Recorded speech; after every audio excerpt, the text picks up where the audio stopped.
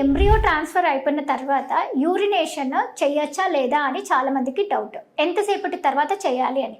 యాక్చువల్గా ఏంటి అని అంటే గర్భసంచికి మనము స్ట్రైట్ లైన్గా ఉంటే ఎంబ్రియో ట్రాన్స్ఫర్ చేసేటప్పుడు క్యాథెటర్ అనేది ఈజీగా పోతుంది అన్న ఉద్దేశంతో మేము బ్లాడర్ని ఫుల్గా పెడతాం అనమాట. అంటే యూరిన్ సంచి ఎంటీ చేయకుండా, ఖాళీ చేయకుండా అది సపోర్ట్ కోసం బాగా ఉంటుంది, అంటే యూట్రస్కి సపోర్ట్గా ఉంటుంది అని చెప్పేసి మేము యూరిన్ని తొందరగా పోకండి అని చెప్పేసి ఒక గంటన్నర వరకు దాన్ని ఆపుతాం అనమాట.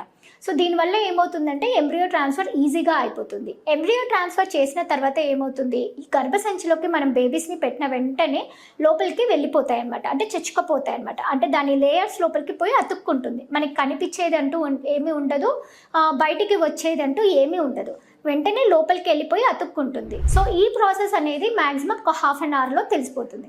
అందుకని బేబీస్ని పెట్టిన తర్వాత ఎంబ్రియో ట్రాన్స్ఫర్ తర్వాత ఒక 20-25 మినిట్స్ మేము అదే పొజిషన్లో ఉండండి రిలాక్స్డ్గా అని చెప్తాం. దాని తర్వాత వాళ్ళు యూరిన్కి వెళ్ళేసి నార్మల్గా రెస్ట్ తీసుకోవడం ఓకే. దానివల్ల ఏ ఇబ్బందులు ఉండవు, ఎంబ్రియోస్ అనేది బయటికి ఏమీ రావు, ప్లస్ అబార్షన్ రేట్లు ఇంక్రీజ్ అవుతాయన్న ఉద్దేశాలు కూడా ఏమీ ఉండవంట. దీంతో పాటు చాలామందికి ఏంటి డౌట్స్ అని అంటే ఎంబ్రియో ట్రాన్స్ఫర్ చేసే ముందర, ఎంబ్రియో ట్రాన్స్ఫర్ చేసిన తర్వాత ఏమేమి ఫుడ్ తీసుకోవాలి, ఎలా జాగ్రత్తలు పాటించాలి అనే డౌట్ చాలామందికి ఉంటుంది.